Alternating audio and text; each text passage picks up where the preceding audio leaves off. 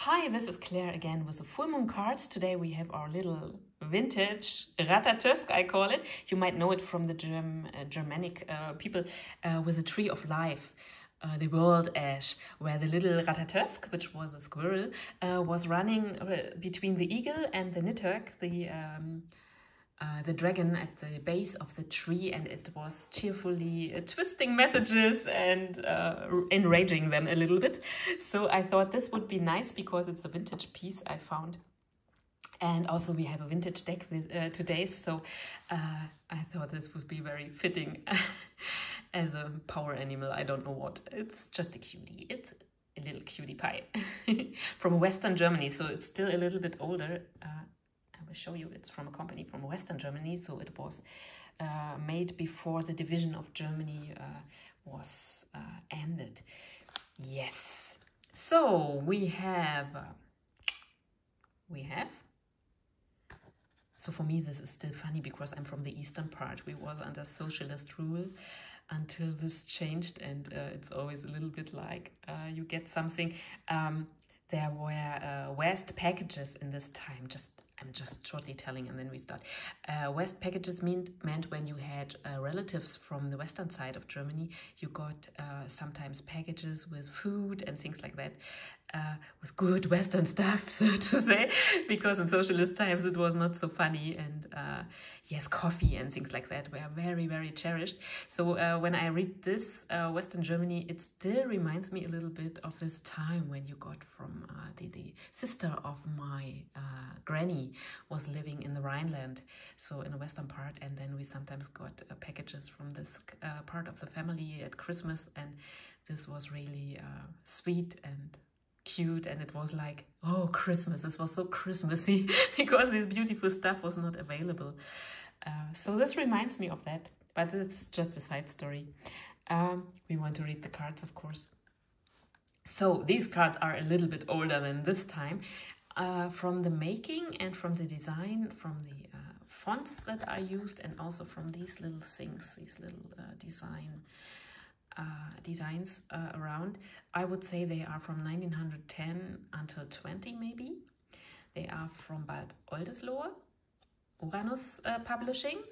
German original tarot card game for future science, and you can't say science, for detecting the future, you could say, on a Kabbalistical astrological base with 78 cards with meanings on the cards, which can be read according to different methods of cartomancy. This is what is here, and they are 78, and we will have a look at them before we read them because they are quite interesting. Almost 100 years old. My sister found them on a flea market, and I will be thankful forever for her.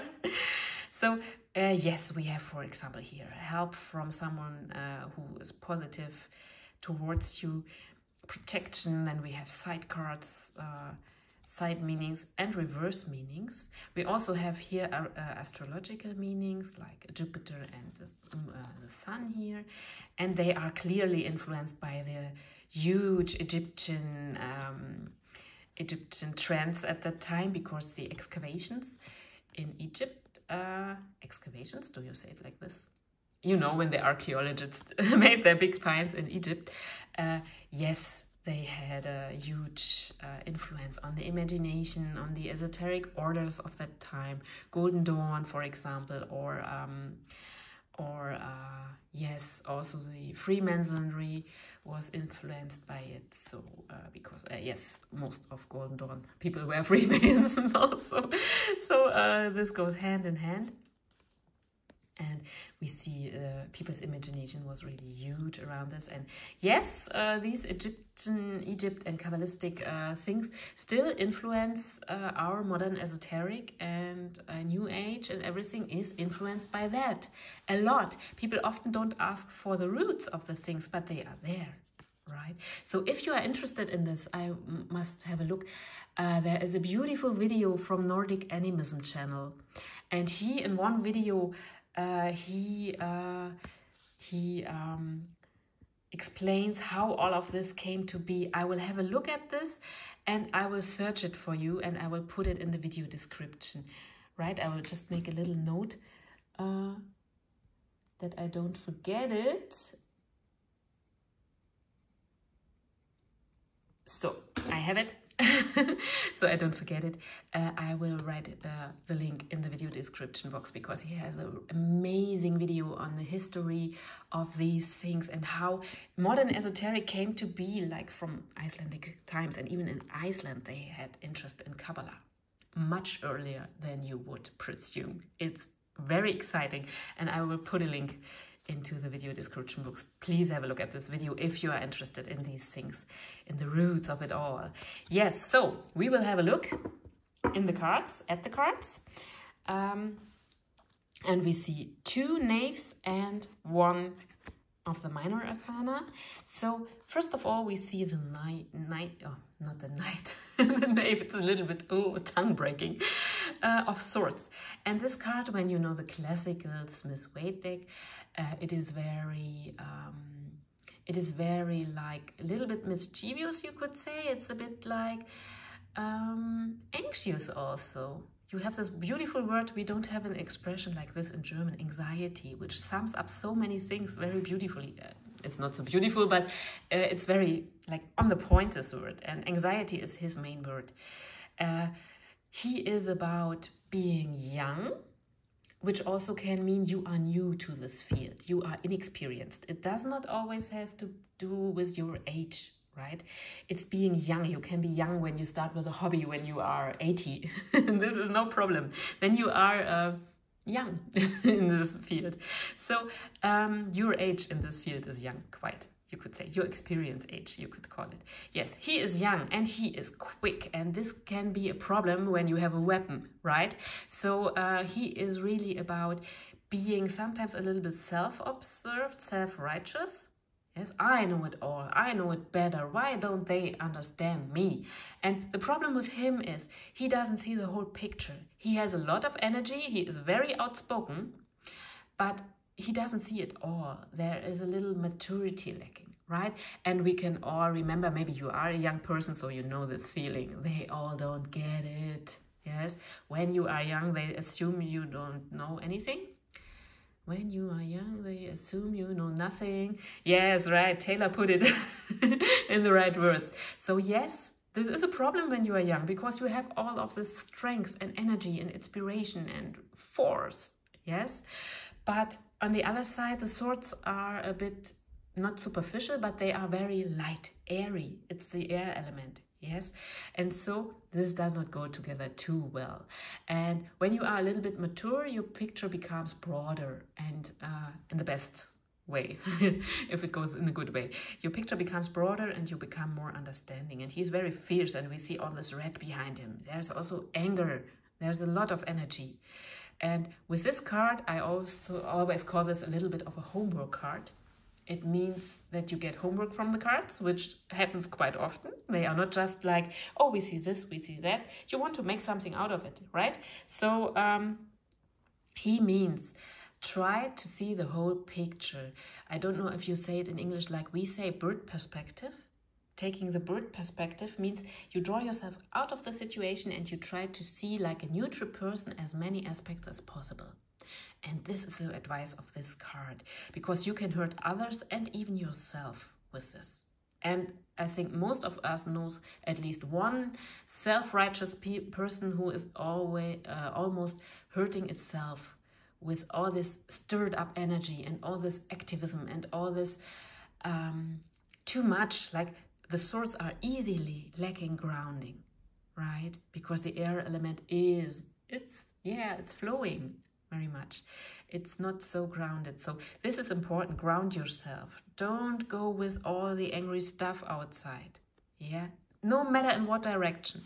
Yes, we have like right and left and things between and other things, and everyone is quarreling. And as I said in the German version of the video, this is not new. This has been known in old Rome. It was called divide et impera, which means divide and reign. Yeah, when you have people on both sides, they are easy to influence and you can be the master. of them, the king, the queen, whatever, right? So it doesn't depend on your personal preferences. It's difficult on both sides, and this righteousness, it's always, how do you say it in English? I know how to write it. Can be difficult for anyone, because people don't talk to each other anymore, and everyone thinks he's right? And this is divide et impera in perfection. Yes, so don't go into this trap, no matter how right you feel on your path. Try to see the big picture. And this can also be, it's not just a big picture when you see like politics or things like that. It can also be in family.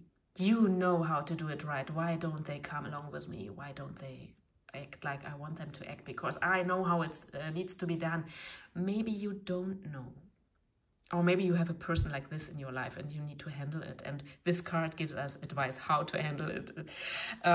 Yes, don't go into quarrels. Don't make your life a drama, and never-ending drama, right? And some people are used to this. I also said this in the German version of the video. I see this quite often when reading the cards for people. Many people didn't have a happy childhood. Often things were a little bit difficult. And when your childhood was full of drama, on a subconscious way, it's possible that you try to rebuild this in a way. Because you are so much used to this as normality, you don't think or you don't feel normal when things are calm. This does not feel like this is normal life to you. You get like a little bit anxious, like, oh, I have to stir up something because this is too calm. It's dangerous when it's so calm. Who knows which volcano will erupt? So you start to make your own drama, just in case. Yes, and this is of course subconscious. Nobody really wants to live in never-ending drama, but sometimes we tend to make this drama up. Or you maybe have a person in your life that is always on drama, and you have WhatsApp voice messages like 20 minutes, 30 minutes, and one after the other, and you think like, no. Please, healthy boundaries for yourself and for the others, right? Grounding. Seeing the whole picture, bird's perspective, right? This will fix it. And also, very important, don't jump into everything without consideration. When you have a problem with drama, and many people have, because drama is what we are fed every day, you just have to open your screen, yes? Whether it's your computer or your smartphone or whatever, drama is jumping at you. It's drama time, right? So it can be a little bit difficult. And what really helps is time and space. Like get 5 minutes before you make a decision. Get a day before you make a decision. This is also beautiful if you tend to shop a little bit too much, yes? Time. Oh, I will consider buying this, or I will consider this family quarrel, or whatever it is. I will consider this until tomorrow. And you will see tomorrow is a whole new day. And things look different, right? So be careful with this. You can not just hurt others, you can hurt yourself a lot with this card. And it's not necessary. And we will see a little hint for this with this card too. But before that, we have the Knave of Cups. Beautiful, right? You might know the Smith-Waite Tarot, where this little fish comes out. It's on this side of the card, at this card. This little fish comes out and he's whispering all the beautiful intuitive messages that you want to hear, your intuition, yes? And this means listen to your intuition and write everything down. This is also a homework card. It means write everything down or make an audio notice for yourself or whatever way you do it, but do it, right? Do it. Because the voice of truth and the voice of inspiration, this card is a lot like the cups, the chalices. It's like inspiration. It's coming from your inner well. But it's a boy, right? He's not loud. He's just whispering. He's not knocking with a fist on the door. And truth and what's right for you and what's inspiring for you. Inspiration is a big topic with this. Also well-being and everything around it. And this feeling of, oh, it's just fine. I do the right things. I feel inspired. I feel beautiful. It's nice. Yeah, beautiful in the way like the Native Americans put it. Walk in beauty. Yes, all this beautiful stuff. Harmony. But this stuff, it's the truth. But the truth is not always loud. And the truth doesn't win because it's the truth. it can be defeated by everyday life. Yes, everything is fast, it's stressful, it's much louder than him. So write everything down and look at your notes like 2 weeks later or something like that. And remember them. Have a little notebook. Be a little bit old-fashioned. Use a fountain pen. Whatever you like, right? It's up to you. But do it. Make room and space for this. And in my experience, I'm very old-fashioned in these things. Writing things down is the best way. Yes. I also use like a little on my smartphone. I use a little note app. Yes, but everything like planning and yes, daily calendar and so on, I do it in written form. I know it's very, very old-fashioned, but this is the only way I really get a feeling for how much I can put on my shoulders, for example, on how much is really manageable. Yes, so it's easy to pile up like a whole list of digital notes, but when you really write it down, you get a feeling for, oh, this is a little bit too much for this day. I will do it on another day, right? So if it helps you, this is just a hint. You can do it, of course, also digital as you please. But if it helps you, be a little bit old-fashioned, because this automatically takes off speed. And this is very helpful to get rid of a little bit of speed, to be a little bit slower. And then in slowness, also the good ideas can come up. It's also a beautiful card if you don't know, like, yes, this is beautiful what you are telling, Claire, but I don't have any ideas. Maybe you find a way to have, this is an older method, the morning pages. I think it's from the 80s or something like that, in self-help literature. But I still think they are very helpful, the morning pages. This meant that in the morning, when you are not too tired anymore, I don't know how early you have to rise, but I have to rise really early, so I would not do it immediately. But don't do it when you had too much of the day and the day had been too loud already, right? Try to get 5 or 10 minutes and just write what comes to your mind. Write it down without any expectations. It does not have to be therapeutical. It can be around everyday matters. It does not have to be like huge inspiration or something like that.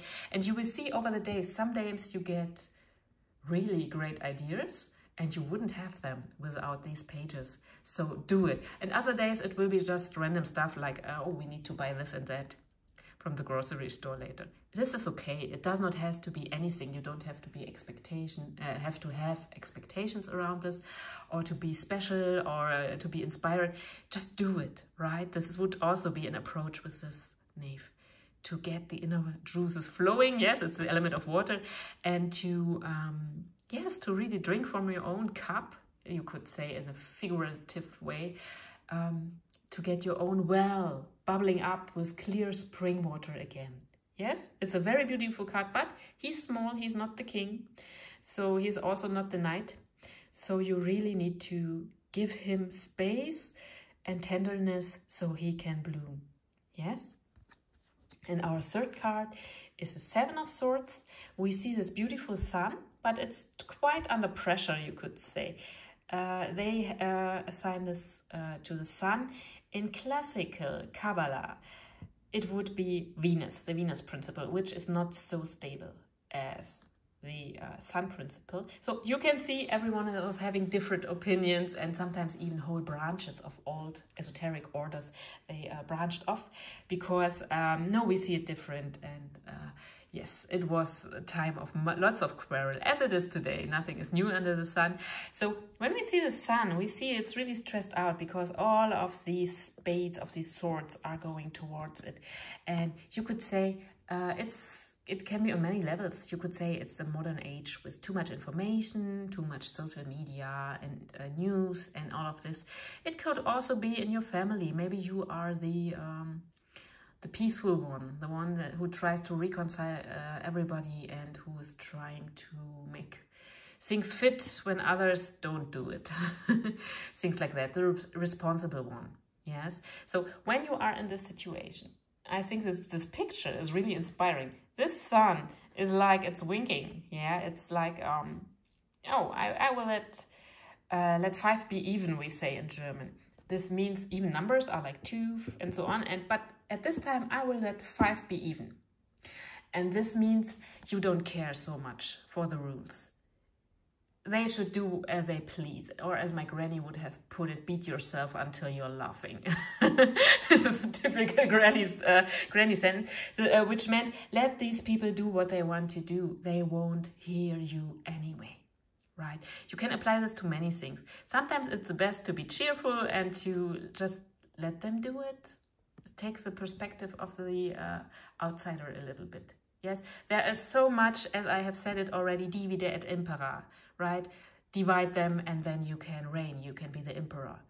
We see this in many, many levels. Yes, you see this also on families sometimes, the two sides of the family. Maybe there was someone died and there was how you say, heritage, when inheritance, and there is quarrel around this, and this split the family, situations like this. Or someone was always the most loved child and the others were not. And yes, you have many levels of this. I see this almost every day when reading the cards for people. So this is really a big topic. And you see these stressful things coming towards the sun, but the sun, it doesn't give a damn. Right? So when the people around you are adult, for children, of course, it does not apply. There we are responsible. But when they are adults, you are not responsible. And when you are always taking on the responsibility for their stuff, it means you let them go of their own. And this is not healthy. Yes? So try to withdraw yourself a little bit. And with a smile, think of yourself, think of him. Think of all the beautiful energy he brings, of all the beautiful ideas. You have to care for yourself now. They should do as they please. For a small time, you can really draw yourself out. You are not responsible of everyone. You are not mommy or daddy for everyone, right? Especially when they are grown-ups. This really needs to be said, because in reading the cards, I often see people taking responsibility for others. And sometimes this is learned from early childhood, like codependent behavior, things like that. It's very, very common. It's not so rare. But when you are conscious about it and let go of your own, I know everything better, which also belongs to this. You might know the AA rules and the A known rules, which are about letting go a lot. Yes, giving it over to the divine, to the higher powers.